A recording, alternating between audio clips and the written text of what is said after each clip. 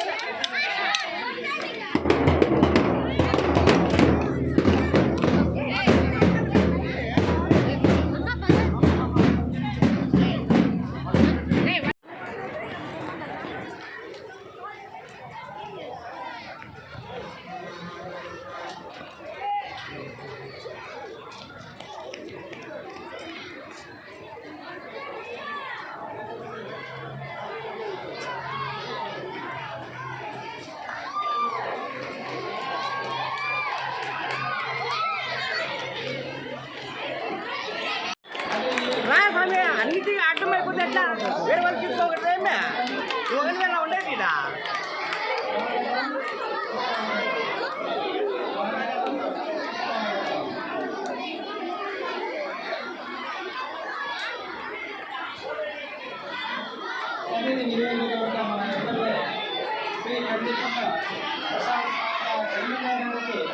స్వాగతం సుస్వాగతం మన ఎమ్మెల్యే సార్కు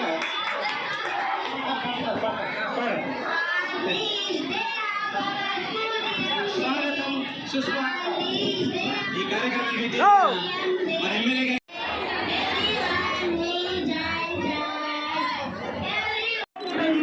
మాస్టర్ దృష్టికి తీసుకువెళ్ళండి. ఆంధ్రప్రదేశ్ ప్రభుత్వం విద్యార్థుల బంగారు జీవితం కోసం పెట్టిన డ్రగ్స్. మీడియా పర్సన్స్కి అందరికీ నమస్కారం.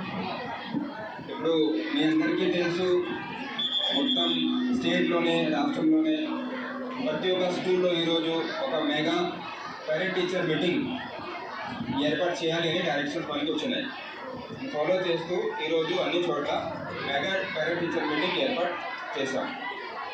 సో మెయిన్ గవర్నమెంట్కి టార్గెట్ ఏంటంటే స్కూల్ మేనేజ్మెంట్లో, స్కూల్ ఎడ్యుకేషన్లో పేరెంట్స్ నుంచి ఇంకా కొద్దిగా పార్టిసిపేషన్ ఇంక్రీజ్ చేయాలి, పెంచాలి.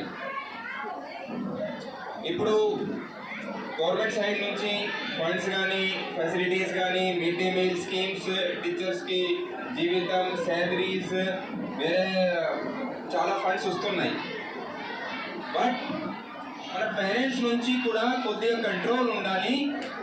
ఈ ఉద్దేశంతో parent teacher meeting, mega parent teaching ఒక కల్చర్ స్టార్ట్ చేయడానికి, కల్చర్ కొద్దిగా పుష్ చేయడానికి ఈరోజు కండక్ట్ చేయడం జరిగింది. మీ అందరికీ తెలుసు, ప్రైవేట్ స్కూల్లో ఈ కల్చర్ చాలా సరిగా, చాలా మంచిగా ఫాలో చేస్తూ ఉన్నారు.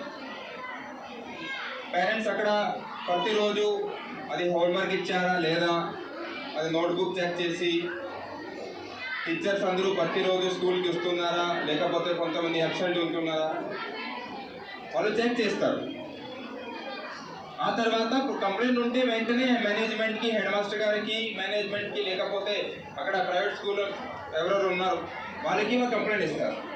సేమ్ కల్చర్ మన గవర్నమెంట్ స్కూల్లో కూడా కొద్దిగా ఫాలో చేయాలి. మనము ఫర్ ఎగ్జాంపుల్ అడ్మినిస్ట్రేషన్ నుంచి కలెక్టర్ సార్ ఉన్నారు, డిస్ట్రిక్ట్ అడ్మినిస్ట్రేషన్ ఫర్ ఎడ్యుకేషన్ మన డిఈఓ గారు, ఎంఈఓ గారు వాళ్ళు కూడా ఉన్నారు. బట్ వాళ్ళు ప్రతి ఒక్క స్కూల్కి ప్రతిరోజు తిరగరు. వాళ్ళకి కొద్దిగా ఇన్ఫర్మేషన్ కావాలి, కంప్లైంట్స్ కావాలి, వాళ్ళు ఎవరు ఇస్తారు, ఫీడ్బ్యాక్ పేరెంట్స్ నుంచి రావాలి.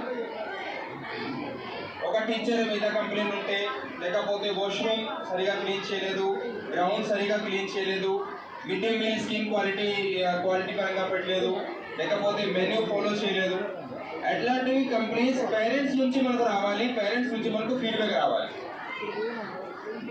సో ఈ కల్చర్ స్టార్ట్ చేయాలి అంటే కొద్దిగా ప్రతిరోజు ప్రతి వీక్ ఒక నెలకి పేరెంట్స్ ఖచ్చితంగా ఇక్కడ రావాలి. స్కూల్ తిరిగి వాళ్ళ పేరెంట్స్ ఇంటరాక్ట్ అయ్యి, స్కూల్ తిరిగి వాళ్ళ టీచర్స్తో ఇంటరాక్ట్ అయ్యి, మిగిలిన వాళ్ళ పేరెంట్స్ ఒకసారి ఇంటరాక్షన్ చేసి మాట్లాడి హెడ్ మాస్టర్ గారికి ఫీడ్బ్యాక్ ఇవ్వాలి. బాధ్యత పేరెంట్స్, ఇంకా ఎవరు రారు. అది అందరూ గుర్తుపెట్టారు. అది ఫోకస్ చేస్తే ఆటోమేటిక్గా ఎడ్యుకేషన్ క్వాలిటీ కూడా స్లోగా పెరుగుతుంది.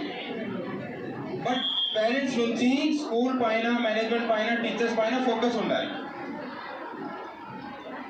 ఇప్పుడు మీరు కంప్లైంట్ ఉంటే ఇక్కడ హెడ్ మాస్టర్ గారు ఉన్నారు, సాల్వ్ చేయకపోతే, చర్యలు తీసుకోకపోతే మీరు కలెక్టరేట్కి రావచ్చు. ప్రతి సోమవారం అక్కడ కూడా పీజీఆర్ఎస్ పెట్టినాం. ఇక్కడ ఎమ్మెల్యే గారు కూడా చాలా యాక్టివ్గా ఉన్నారు, వాళ్ళ దృష్టికి కూడా మీరు తీసుకెళ్ళచ్చు. కానీ మన మేనేజ్మెంట్ పైన, హెడ్ మాస్టర్ గారి పైన, స్కూల్ పైన, అడ్మినిస్ట్రేషన్ పైన మీ దృష్టి ఉండాలి. పని సరిగా చేయకపోతే వెంటనే మనకు ఇన్ఫర్మేషన్ కూడా రావాలి, ఇది సమాజం కూడా రావాలి. తర్వాత అది సిస్టమ్, ఇది డిసిప్లిన్ ఆటోమేటిక్గా సెటప్. ఆ తర్వాత మీ పిల్లలకి ప్రతిరోజు హోంవర్క్ చెక్ చేయాలి. వాళ్ళు మార్క్స్ సరిగా ఇస్తున్నారా, లేకపోతే ఒక టీచర్ స్టోర్కే వచ్చి పోతున్నారు. గవర్నమెంట్ స్కూల్స్లో టీచర్స్ చాలా క్వాలిఫైడ్ టీచర్స్ ఉన్నారు, చాలా క్వాలిఫైడ్. ప్రైవేట్ స్కూల్లో ఏం క్వాలిఫికేషన్ ఉంది మనకు తెలియదు, మ్యాక్సిమం డిగ్రీ. కానీ గవర్నమెంట్ స్కూల్లో చూస్తే డిగ్రీ, క్వాలిఫికేషన్ ఎగ్జామ్, గవర్నమెంట్ నుంచి ఇచ్చిన ట్రైనింగ్స్, ఆ తర్వాత ఇంకా ఎంట్రన్స్ ఎగ్జామ్, 4-5 ఎగ్జామ్ పాస్ చేసుకొని టీచర్స్ ఇక్కడ వస్తారు. వాళ్ళకి నాలెడ్జ్ కూడా ఉంది, చాలా మంచి good quality HR. But me side నుంచి కూడా కొద్దిగా దృష్టి ఉండాలి, కొద్దిగా ఫోకస్ పెట్టాలి. ఆ పెట్టిన తర్వాత ఆటోమేటిక్గా స్కూల్ ఎడ్యుకేషన్ అది క్వాలిటీ ఆటోమేటిక్గా పడుతుంది. అంతేకాకుండా స్కూల్లో ప్రాక్టికల్ ఎగ్జామ్స్ వాళ్ళు చేస్తున్నారు లేదా, స్పోర్ట్స్ ఫెసిలిటీస్ ఎలా ఉన్నాయి, ఇది గార్బేజ్ ఏమైనా ఉందా, స్కూల్ ప్రెమిసెస్లో కౌస్, డాగ్స్, ఏమైనా స్ట్రే యానిమల్స్ కూడా ఉన్నాయా, అట్లాంటివి విషయాలు కూడా మీరు చెక్ చేయాలి. హెడ్ మాస్టర్ గారికి, ఇక్కడ టీచర్స్కి, లేకపోతే అడ్మినిస్ట్రేషన్కి ఆడియో గారు కూడా ఉన్నారు. ఇక్కడ తహసీల్దార్ ఆఫీస్ కూడా ఉంది, ఆడియో ఆఫీస్ కూడా ఉంది, ఇక్కడ మన ఎంఈఓ ఆఫీస్ కూడా ఉంది. వాళ్ళ దృష్టికి తీసుకెళ్ళాలి. ఎమ్మెల్యే గారు కూడా మీరు చాలాసార్లు ఇంటరాక్ట్ అవుతారు, వాళ్ళకు కూడా మీరు చెప్పచ్చు. వాళ్ళు కూడా మీ వెంటనే డిపార్ట్మెంట్కి చెప్తారు. కానీ మీ సపోర్ట్ లేకుండా ప్రోగ్రెస్ కొద్దిగా స్లోగా అవుతుంది. మీరు ఫోకస్ పెడితే, ఎనర్జీ పెడితే మోటివేషన్ మనకు కూడా వస్తుంది, మన టీచర్స్ కూడా వస్తుంది, మన ప్రిన్సిపల్కి, మన హెడ్ మాస్టర్ గారికి కూడా మోటివేషన్ వస్తుంది. మెసేజ్ టు టీచర్స్, మీరు కూడా మేనేజ్మెంట్ కూడా ఏమైనా ఫీడ్బ్యాక్ ఇస్తే వెంటనే దీనిపైన యాక్షన్ తీసుకోవాలి. అందరూ టీచర్స్ కంప్లైంట్ ఇస్తారు, పేరెంట్స్ మన స్కూల్కి రావట్లేదు, పేరెంట్ టీచర్ మీటింగ్లో అటెండెన్స్ తక్కువ ఉంది, చాలామంది పేరెంట్స్ పనికి పోతూ ఉన్నారు. కానీ టీచర్స్ కూడా కొద్దిగా సెన్సిటివ్గా ఉండాలి. ఏమైనా కంప్లైంట్ ఇస్తే వెంటనే దీనిపైన యాక్షన్ తీసుకోవాలి. ఆ తర్వాత పేరెంట్స్ కూడా తెలుస్తుంది దట్ ఓకే మీ ఫీడ్బ్యాక్ ఇచ్చిన తర్వాత పని అయిపోయింది కాబట్టి నెక్స్ట్ టైం వాళ్ళు మీకు ఇంకా మోటివేటివ్గా, ఇంకా గొప్పగా చెప్తారు. కానీ మీ సైడ్ నుంచి జీరో రెస్పాన్స్, జస్ట్ చెప్పిన తర్వాత ఓకే జస్ట్ 2 minutes కూర్చొని ఓకే తర్వాత చూస్తాం, ఈ రకంగా యాటిట్యూడ్ చూపిస్తే నెక్స్ట్ టైం పేరెంట్స్ కూడా కొద్దిగా ఎందుకు చెప్పాలి, వాళ్ళు పని ఏం చేయరు కానీ ఎందుకు చెప్పాలి, అట్లాంటి మాట వాళ్ళకి అట్లాంటి వాళ్ళకి దృష్టిలో వస్తాయి. సో ఇక్కడ వచ్చారు, అందరికీ థ్యాంక్స్. ఈరోజు కూడా కొంతమంది రాలేదు, కానీ ఎవరెవరు వచ్చారు వాళ్ళకి థ్యాంక్స్ చెప్తాం. ఇది మీ పిల్లల భవిష్యత్తు కోసం, ఇది మన స్కూల్ కోసం, అడ్మినిస్ట్రేషన్ కోసం ఇంకా మంచిది. నెక్స్ట్ టైం కూడా ఈరోజు కల్చర్ స్టార్ట్ అవుతుంది. నెక్స్ట్ టైం కూడా ప్రతి మంత్, ప్రతి వార్ మీ టైం ప్రకారంగా, మీ జాబ్ ప్రకారంగా మీరు రావాలి. ఇక్కడ టీచర్స్తో ఇంటరాక్ట్ అవ్వాలి, ఖచ్చితంగా స్కూల్ టీచర్స్తో ఖచ్చితంగా మాట్లాడాలి.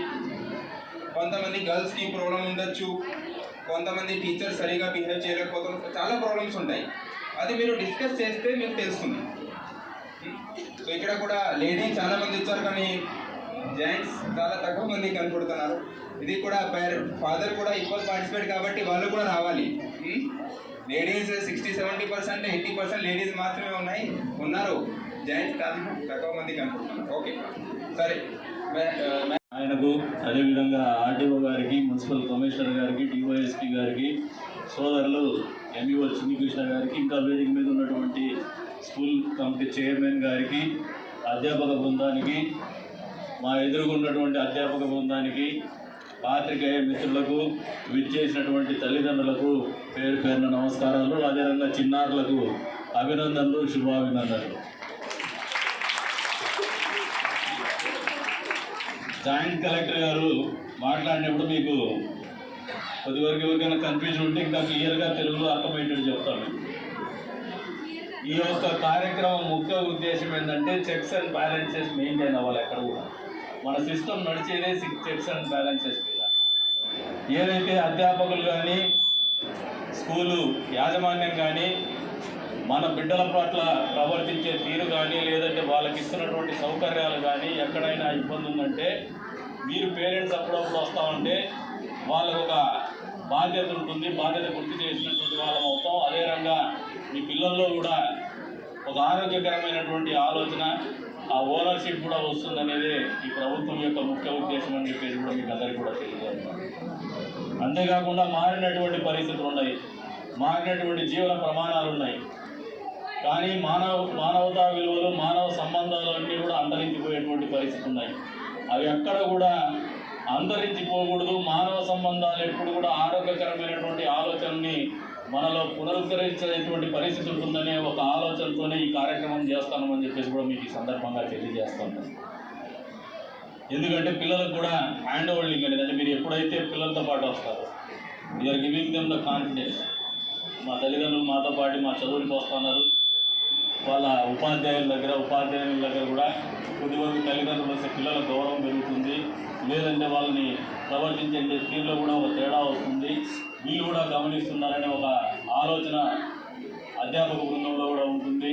ఇవన్నీ కలిసి ప్రత్యేకించి మహిళల కళాశాలలో కానీ, మహిళా స్కూళ్ళలో కానీ ఇంకా ఒక మంచి ఆరోగ్యకరమైనటువంటి వాతావరణాన్ని సృష్టిస్తుందని చెప్పేసి కూడా మీకు ఈ సందర్భంగా తెలియజేస్తాం. అంతేకాకుండా ఈ కళాశాల అనేది, ఈ గర్ల్స్ హై స్కూల్ అనేది నిజంగా ఎప్పుడు వచ్చినా మంచి పాజిటివ్ ఎనర్జీస్ మాకు కూడా పని ఒత్తిళ్ళు. ఎందుకంటే 1500 మంది స్ట్రెంత్ ఉండేటువంటి హై స్కూల్ దీన్ని మెయింటైన్ చేస్తున్నారంటేనే we would appreciate the management. వాళ్ళని అందరినీ కూడా అభినందించాలి. 1500 మందిని ఒక చోట మీరు మేనేజ్ చేస్తున్నారు. ఎక్కడ కూడా ఒక మచ్చ కూడా లేకుండా, ఒక ఇబ్బంది లేకుండా ఇన్ని రోజులు మీరు చేస్తున్నటువంటి కృషి కూడా అధ్యాపక బృందానికి, అదేవిధంగా సిబ్బందికి మనస్ఫూర్తిగా అభినందిస్తూ ఉంటారు.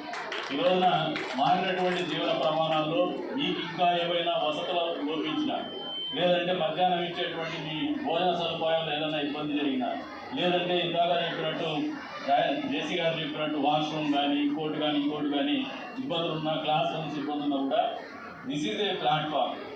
ఈ వేదికని మీరు గ్రీవెన్స్ సెల్గా కూడా వాడుకోవచ్చు. ఈ గ్రీవెన్స్ సెల్లో రెస్పాండ్ కావడానికి నాకు తెలిసి మన ఊళ్ళో అయితే ఈ పర్టికులర్ హై స్కూల్లో గ్రీవెన్సెస్ తక్కువగానే ఉన్నాయి. ఎందుకంటే ఎప్పుడు వచ్చినా కూడా సంతోషంగా ఉంటారు, చీరుకులు ఉంటారు. అధ్యాపక బృందం కూడా చాలా ఆరోగ్యకరంగా ఆలోచన చేస్తారు కాబట్టి నాకు తెలిసి పెద్దగా గ్రీవెన్సెస్ ఉండవు. అయినా కూడా ఇప్పటికైనా వచ్చినటువంటి తల్లిదండ్రులకు చెప్తున్నారు, మీకు ఏదైనా లోటు కానీ, సదుపాయాల్లో ఇబ్బంది కానీ లేదు, మీ పిల్లల పట్ల మా సిబ్బంది ప్రవర్తిస్తున్నటువంటి తీరు కానీ ఇబ్బందికరంగా ఉంటే మా దృష్టికి తీసుకురామని చెప్పేసి కూడా కోరుతా ఉన్నాను. దాన్ని కరెక్ట్ చేసేటువంటి ప్రక్రియ నిరంతరం కూడా కొనసాగుతుందని చెప్పేసి కూడా ఈ సందర్భంగా తెలియజేస్తాను. అంతేకాదు, వచ్చినటువంటి తల్లిదండ్రులకు ఒక మాట చెప్తున్నారు, చదువు వేరు, జీవితం వేరు. ఈ రోజున మారుతున్నటువంటి పరిస్థితులు చాలా వేగంగా పరిస్థితులు మారుతూ ఉన్నాయి. టెక్నాలజీ అనేది జీవితంలో ఒక భాగం అయిపోయింది. వచ్చే రోజుల్లో మీ పిల్లలు ఎంత పుస్తకాలు పట్టుకొని చదువుకున్నా, ఎన్ని మార్కులు తెచ్చుకున్నా, స్ట్రీట్ స్మార్ట్ టెక్నాలజీ అడాప్షన్ ఉండాలి. అంతేకాకుండా మీ పిల్లలు చూడడానికి వెనకాడద్దండి.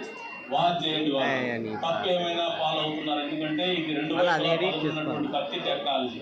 అది లేకపోయినా కూడా డిజిటల్ లిటరసీ లేకపోయినా, టెక్నాలజీ లిటరసీ లేకపోయినా వెనకబడిపోతారు మీ పిల్లలు అనేది వాస్తవం అని మీరు గ్రహించుకోండి. వచ్చే రోజుల్లో కృత్రిమ మేధస్సు అద్భుతమైనటువంటి ఫలితాలు ఇవ్వబోతోంది. వచ్చే రోజుల్లో కృత్రిమ మేధస్సు అనేది ఈ సమాజాన్ని కానీ, మనుషుల జీవితాలు కానీ, మనందరి జీవితాలు కానీ శాసించబోతుంది. అది కూడా ఎక్కువ దూరంలో లేదు. మన తరం కూడా దాన్ని చవి చూడబోతున్నాం అనేది కూడా వాస్తవం అని మీరు అందరూ గ్రహించుకోండి వచ్చినటువంటి తల్లిదండ్రులు. కాబట్టి మీ పిల్లల్ని ఆ దిశగా ఆలోచన చేస్తూ ఉంటే దాన్ని ఎంకరేజ్ చేయండి, ఆ దిశగా ఆలోచింపజేయండి. వాళ్ళకు ఆ రకమైనటువంటి ఆలోచన కూడా తోడ్పాటు అందించమని చెప్పేసి కూడా కోరుతా ఉన్నాను. ఏదైనా కూడా ఈ ప్రభుత్వం ఒక మంచి ఆలోచన చేస్తాం. అందులో విద్యాశాఖ మంత్రి స్టాన్ఫోర్డ్ యూనివర్సిటీలో చదువుకొని వచ్చినటువంటి వ్యక్తి నారా లోకేష్ గారు ఈ రోజున విద్యాశాఖ మంత్రి గారు ఒక ఆలోచన వచ్చింది. ఈ రకమైనటువంటి ఓరియంటేషన్ తీసుకురావాలి, పేరెంట్స్ ఓరియంటేషన్ కూడా ఎడ్యుకేషనల్ సిస్టంలో తీసుకురావాలనే ఆలోచనతో చేస్తున్నటువంటి ఆలోచన. అదే గత ప్రభుత్వంలో మీరు ఒకసారి ఆలోచన చేసుకుంటారు. ఎక్కడ కూడా చదువులేనటువంటి వ్యక్తులు మంత్రులుగా అయితేనే, ముఖ్యమంత్రులుగా అయితేనే ఏ రకమైనటువంటి పరిస్థితులు ఉంటాయో మీరు గత ప్రభుత్వాన్ని చూస్తారు. ఈ ప్రభుత్వం అందుకు భిన్నంగా ఆలోచన చేస్తుంది. మా ప్రభుత్వం యొక్క ముఖ్య లక్ష్యం ఏమంటే భవిష్యత్తులో ఆంధ్ర రాష్ట్రము ఈ భారతదేశంలోనే అగ్రగామి రాష్ట్రంగా ఉండాలనేది ముఖ్యమంత్రి గారి ఆలోచన. అందుకు అనుగుణంగా కూడా ఉన్నాయి. ఈ రాష్ట్రాన్ని భారతదేశ ముఖ చిత్రంలో ప్రథమ స్థానంలో, అగ్రస్థానంలో అభివృద్ధిలో కావచ్చు, సంక్షేమంలో కావచ్చు, అక్షరాస్యతలో కావచ్చు నిలబెట్టాలని ఒక కృషి పట్టుదల ఉన్నటువంటి ప్రభుత్వం ఇదని మీ అందరికీ కూడా తెలియజేస్తున్నారు. అందుకని మేము వేసేటువంటి ఇటువంటి ఆలోచనలని మీరందరూ కూడా దానికి అనుగుణంగా మీరు కూడా నడవగలిగితే అద్భుతమైనటువంటి ఫలితాలు ఇవ్వగలుగుతామని చెప్పేసి కూడా తెలియజేసుకుంటూ అవకాశం కల్పించిన మీ అందరికీ కూడా పేరు పేరున ధన్యవాదాలు తెలుపుకుంటూ సెలవు తీసుకుంటున్నాను. ఈ ఓరియంటేషన్ మీటింగ్ ఏర్పాటు చేసిన మన రాష్ట్ర ప్రభుత్వం, ముఖ్యంగా మన చంద్రబాబు నాయుడు గారికి మనందరూ కృతజ్ఞతలు తెలియజేద్దాం.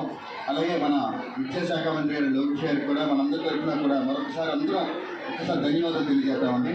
ఎందుకంటే ఇది ఒక గ్యాప్ పేరెంట్స్కి, టీచర్స్కి మరియు విద్యార్థులకి, తల్లిదండ్రులకి మరియు టీచర్స్కి ఒక చక్కని సత్సంబంధాలు ఏర్పాటు చేయడానికి ఏర్పడిన సమావేశం ఇది.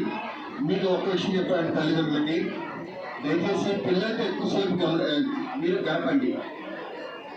ముఖ్యంగా పిల్లలతో ఎక్కువ గడపడానికి ప్రయత్నం చేయండి. చాలా మంది ఏం చేస్తారంటే అలసిపోయాల్సి టీవీ దగ్గర కూర్చోవడమో, లేకపోతే ఇంకెవరితో మాట్లాడుకోవడమో, లేదా అనవసర విషయాలపై పట్టింపు చేసుకోవడమో, అంటే పక్క వాళ్ళు ఎదురు వాళ్ళ పరిగణ విషయాలు ఎక్కువ మాట్లాడుతూ చేస్తూ ఉంటారండి. దయచేసి ఆ సమయాన్ని పిల్లలకి కేటాయించండి. పిల్లలకి తల్లిదండ్రులకి మధ్య సంబంధము దూరం అనేది పెరుగుతోంది. ఇప్పుడు ఆ సంబంధం పెరుగుతుంది, దూరం పెరుగుతుంది. పిల్లలు ప్రేమ ఎక్కడ ఉంటే అక్కడ వెళ్ళిపోతారండి. ప్రేమ కావాలి ఆ వయసులో మీరు ఇవ్వలేని పక్షులు ఈ కుదిరికి వెళ్తారు. మీకు చిన్న ఉదాహరణ చెప్తాను చూడండి.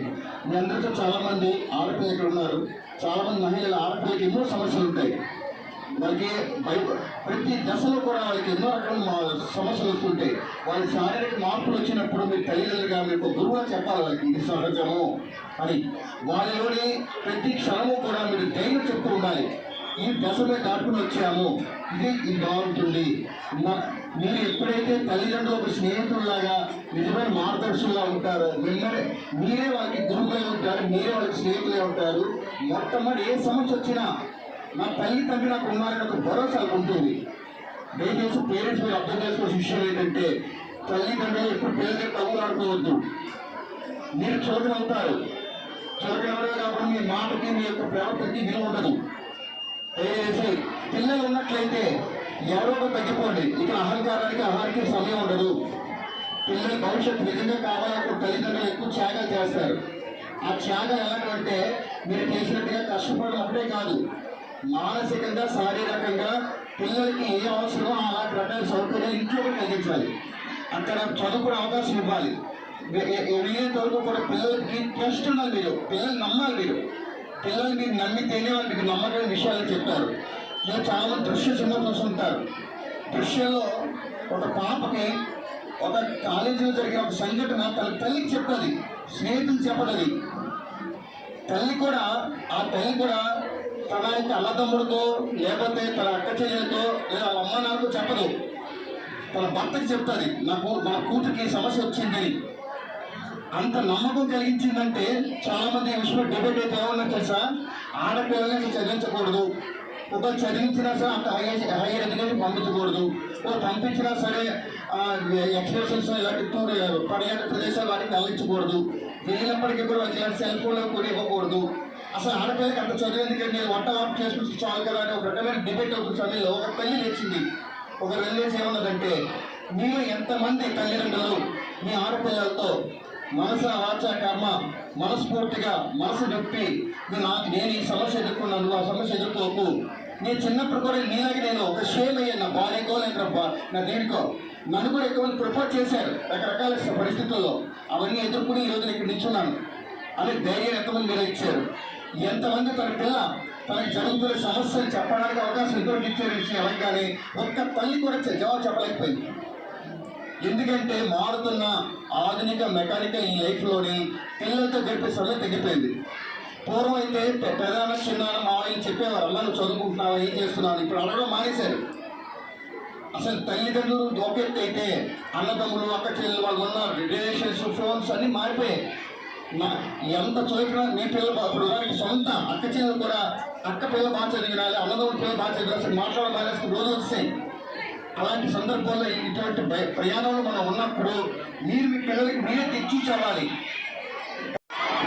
బాలికల విద్యార్థి తల్లి తండ్రి అయిన నేను మా పిల్లలను ప్రతిరోజు క్రమం తప్పకుండా పాఠశాలకు పంపుతానని, పాఠశాల అనంతరము వారి చదువుకు ఇంటి వద్ద ఎలాంటి ఆటంకము కలగకుండా సహకరిస్తానని, బడి బయట పిల్లలు లేని గ్రామంగా తీర్చిదిద్దడానికి తోడ్పాటు అందిస్తానని తెలియజేస్తున్నాను.